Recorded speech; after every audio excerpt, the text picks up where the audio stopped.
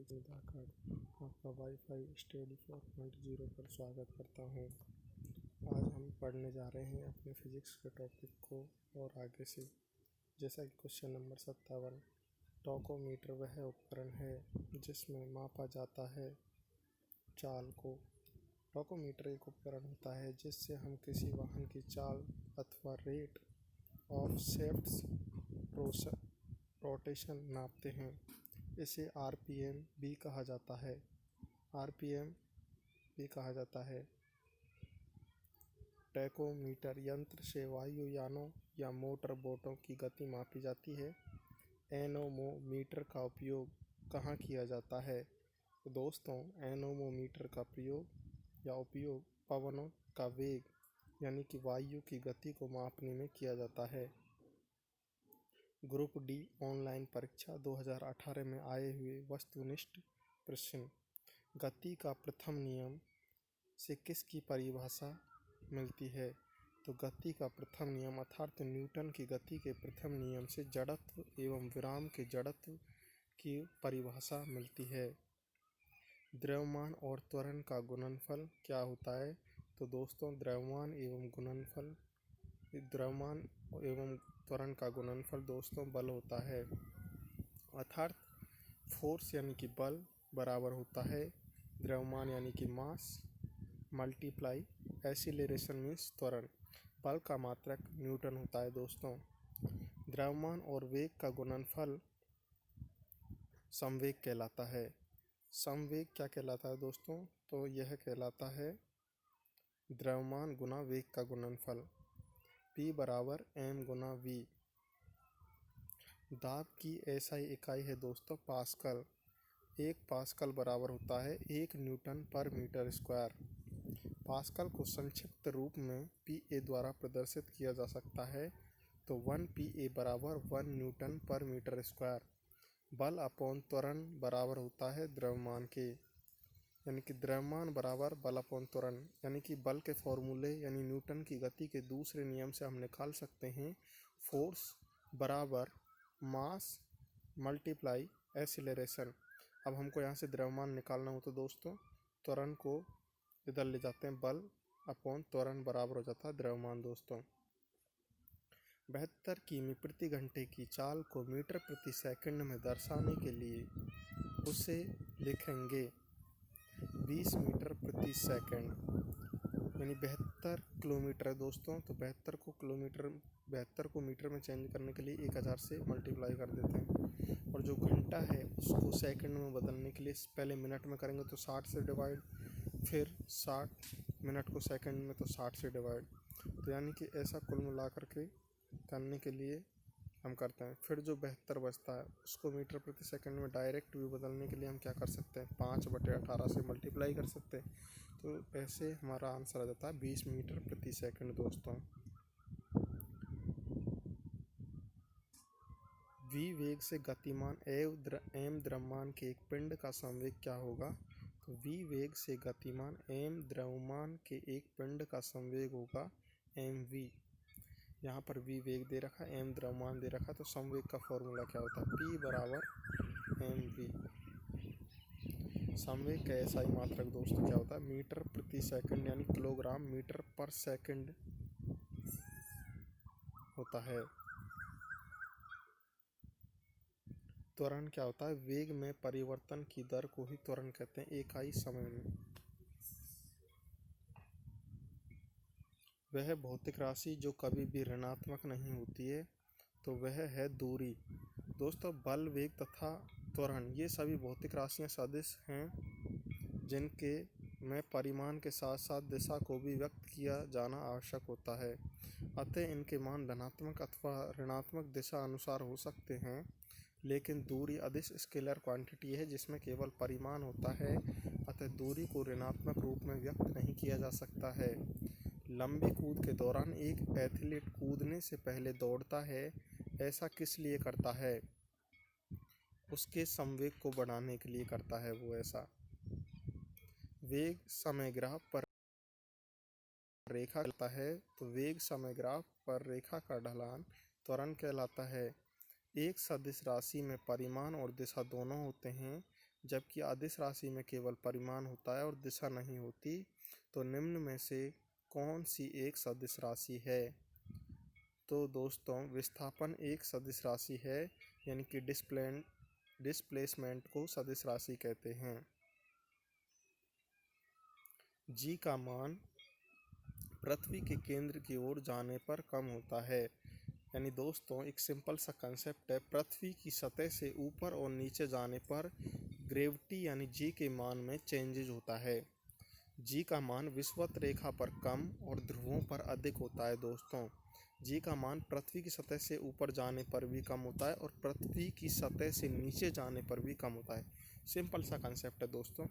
तो जी यानी कि जो ग्रेविटी होती है, गुरुत्वाकर्षण त्वरण, हम जब पृथ्वी की सतह से ऊपर की ओर जाते हैं तो भी जी कम लगता है, और पृथ्वी की सतह यानी कि अंदर जाते हैं, जैसे कि होल करके आप समझ रहे हो, अंदर की तरफ जाते हैं तो वहाँ पर भी जी का मान कम होता जाता है। वजन और बल की एसआई इकाई न्यूटन है। दोस्तों किसकी एसआई इकाई न्यूटन होती है?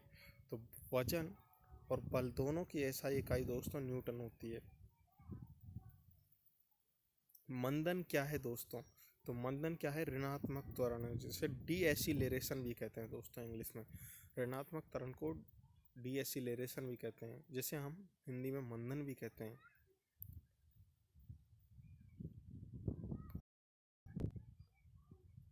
Newton metre square kilogram inverse की पावर -2 की एसआई इकाई है। तो यह है दोस्तों गुरुत्वाकर्षण के सार्वभौमिक नियतांक की, यानी न्यूटन मीटर स्क्वायर किलोग्राम की पावर -2, यह सार्वभौमिक या सार्वत्रिक गुरुत्वाकर्षण नियतांक की एसआई यूनिट है, जैसा कि आप यहाँ पर देख सकते हैं। कैपिटल जी को गुरुत्वाकर्षण नियतांक कहते हैं। इसका वैल्यू होता है 6.67 10⁻⁻11 newton metre square kilogram power -2। G गुरुत्व के कारण जो त्वरण होता है दोस्तों, उसको जो हम डिनोट करते हैं Gm/r²। यहाँ दोस्तों जी जो कैपिटल जी है वो गुरुत्वाकर्षण सार्वत्रिक नियतांक है, और एम यहाँ पर दोस्तों पृथ्वी का मास है, और जो कैपिटल आर है दोस्तों वह पृथ्वी की रेडियस कहलाती है। जी बराबर Gm/r² द्वारा अन्य ग्रहों की सतह पर गुरुत्वीय त्वरण का मान ज्ञात किया जा सकता है दोस्तों। तब m यानी कि पृथ्वी के द्रव्यमान को लेते हैं, और r पृथ्वी की रेडियस को लेते हैं, जो कि उस ग्रह या द्रव्यमान तथा त्रिज्या होंगे उस ग्रह के। जैसे पृथ्वी ले लो या कोई भी प्लेनेट ले लो, जिसको हम लेते हैं, m वहाँ पर उसका द्रव्यमान होता है और r उसकी रेडियस होती है। निम्न में से किस स्थान पर गुरुत्वीय त्वरण का मान 0 होता है?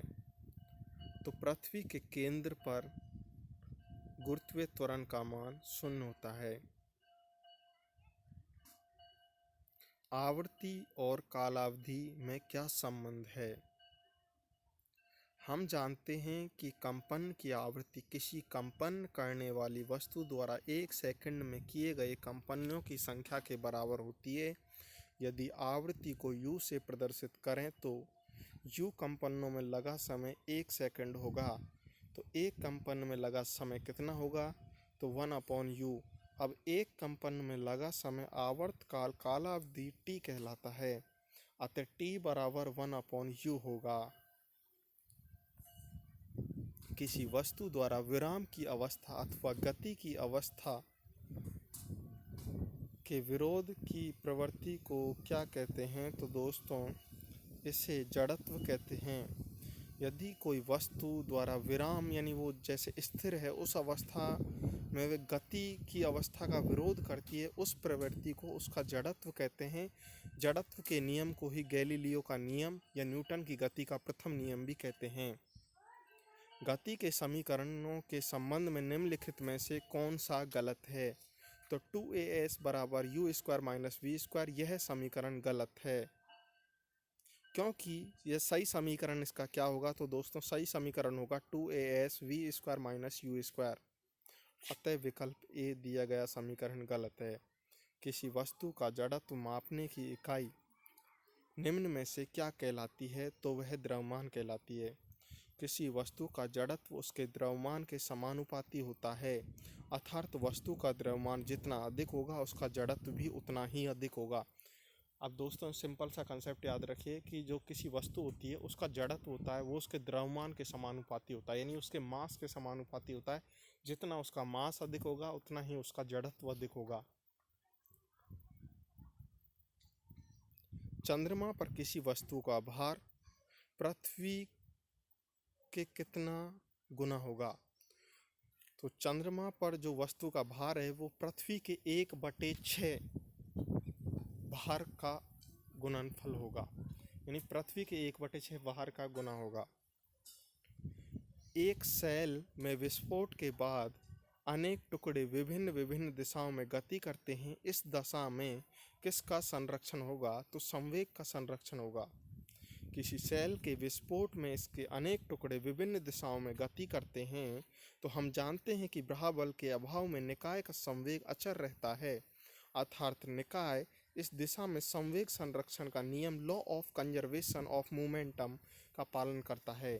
अतः सेल के विस्फोट में संवेग संरक्षित होगा। यानी कि जैसे कि आप कोई भी लगा लो, जैसे कोई प्लेनेट विस्फोट हो रहा है, उसके बाद जो प्लेनेट के टुकड़े विभिन्न विभिन्न दिशाओं में गति करते हैं, इस दशा में प्लेनेट का क्या संरक्षित रहेगा दोस्तों? तो उसका संवेग ही संरक्षित रहेगा।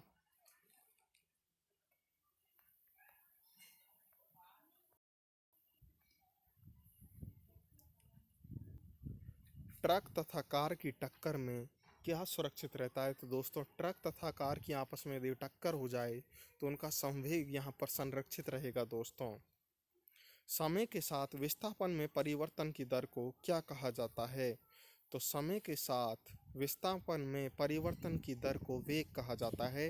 वेग एक वेक्टर क्वांटिटी यानी सदिश राशि है, क्योंकि वेग में दिशा एवं परिमाण दोनों होते हैं। गति का द्वितीय समीकरण के बीच में संबंध प्रदान करता है। तो गति का द्वितीय समीकरण वस्तु द्वारा एक निश्चित समय में चली गई दूरी को व्यक्त करता है, यानी कि स्थिति एवं समय के बीच में संबंध कौन प्रदान करता है? तो मोशन का सेकंड समीकरण जो है या इक्वेशन, वह स्थिति एवं समय के बीच में संबंध को प्रदान करता है या दर्शाता है। अर्थात गति के द्वितीय समीकरण s बराबर ut plus half A T square होता है। अर्थात गति का सेकंड समीकरण या सेकंड रूल क्या होता है? तो s बराबर ut plus half A T square होता है। बल गुना विस्थापन किसके बराबर होता है? तो बल गुना विस्थापन कार्य के बराबर होता है। वर्क बराबर फोर्स गुना डिस्प्लेसमेंट, और जब हमें एंगल निकालना हो तो वहाँ पर हम कॉस थीटा भी ले लेते हैं। जैसे कोई व्यक्ति संदूक को लेकर के सीढ़ियों पर चढ़ रहा है तो वहाँ पर जो उसके द्वारा किया गया कार्य होगा उसको ज्ञात करने का जो फॉर्मूला होगा वो होगा W बराबर F S cos theta. Theta यहाँ पर उसके द्वारा संदूक और उसके द्वारा जो एंगल बन रहा है चढ़ाई के दौरान उसको वहाँ पर थीटा की वैल्यू में पुट किया जाएगा। सार्वत्रिक गुरुत्वाकर्षण नियतांक की एसआई इकाई क्या है दोस्तों? तो सार्वत्रिक गुरुत्वाकर्षण नियतांक की एसआई इकाई होती है न्यूटन मीटर स्क्वायर किलोग्राम की पावर -2। न्यूटन के सार्वत्रिक गुरुत्वाकर्षण नियतांक को कैपिटल जी से डिनोट करते हैं। इसकी हम वैल्यू पहले डिस्कस कर चुके हैं, जैसे कि 6.67 10⁻⁻11 न्यूटन मीटर स्क्वायर पर किलोग्राम स्क्वायर।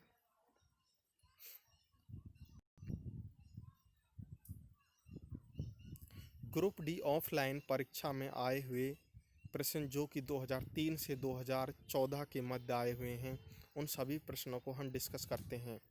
आंकड़े संचारण की गति को मापने की इकाई बाइट्स प्रति सेकंड होती है। शक्ति और ऊर्जा दोनों ही अदिश राशियां हैं। द्रव्य और ऊर्जा तुल्य है, एक को दूसरे के रूप में बदला जा सकता है। इस परिवर्तन में E बराबर mc² का संबंध लागू होता है। गति का प्रथम समीकरण V बराबर u प्लस at होता है। लंबनिक सेकंड दूरी की इकाई है। लंबनिक सेकंड किसकी इकाई है दोस्तों? तो लंबनिक सेकंड दूरी यानी कि डिस्टेंस की यूनिट है।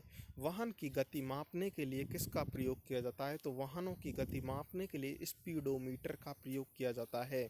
किसी वस्तु का भार ध्रुवों पर अधिकतम तथा मैदानों की अपेक्षा पहाड़ों पर कम होता है।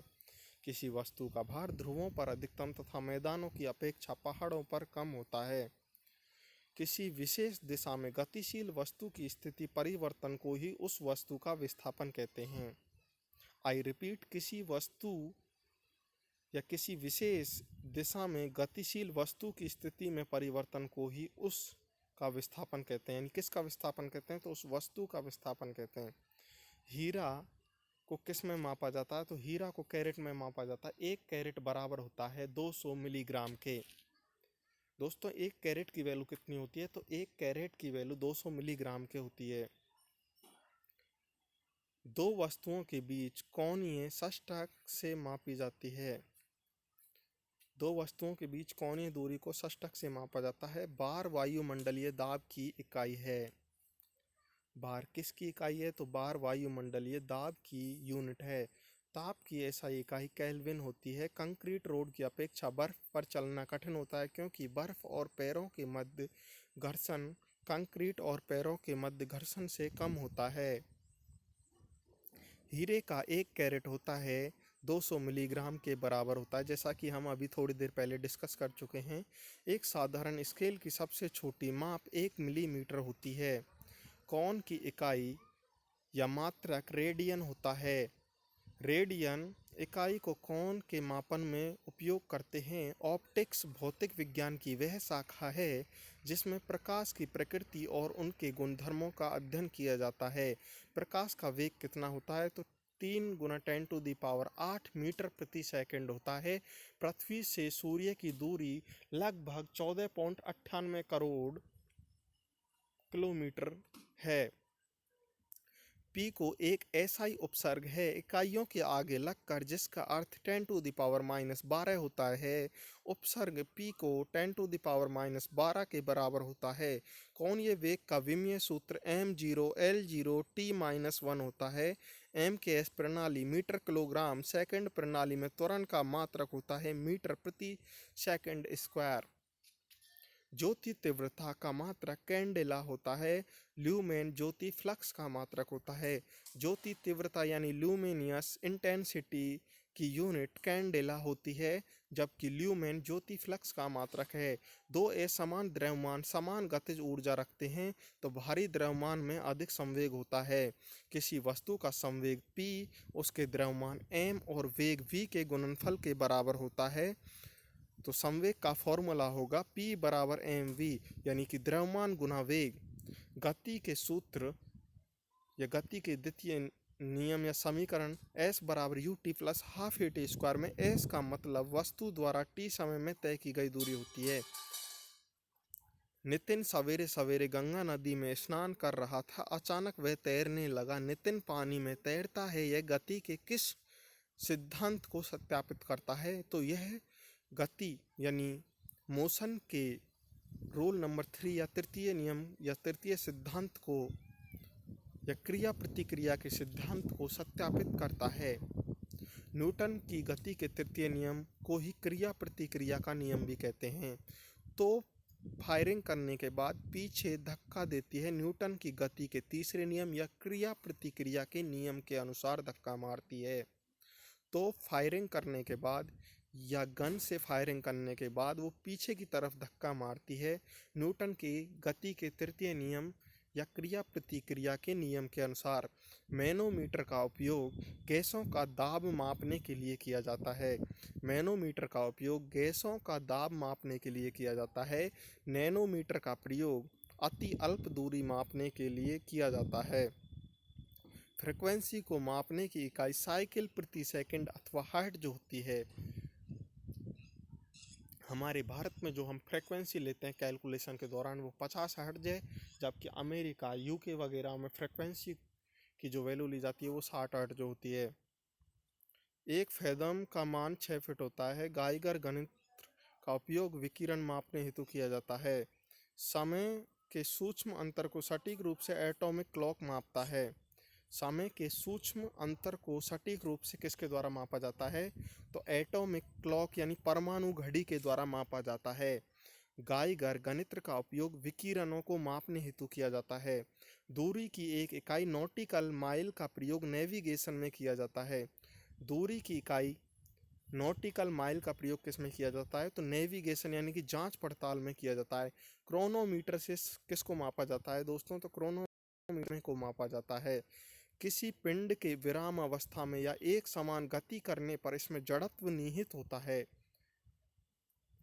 जड़त्व का नियम गैलीलियो ने दिया था तथा इसी जड़त्व के नियम को न्यूटन की गति का प्रथम नियम भी कहा जाता है।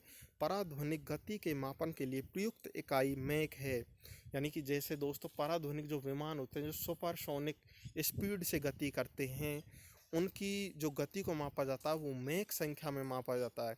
आवर्त गति होती है आवधिक गति। नमस्कार दोस्तों, आज का टॉपिक इसी के साथ ख़त्म किया जाता है।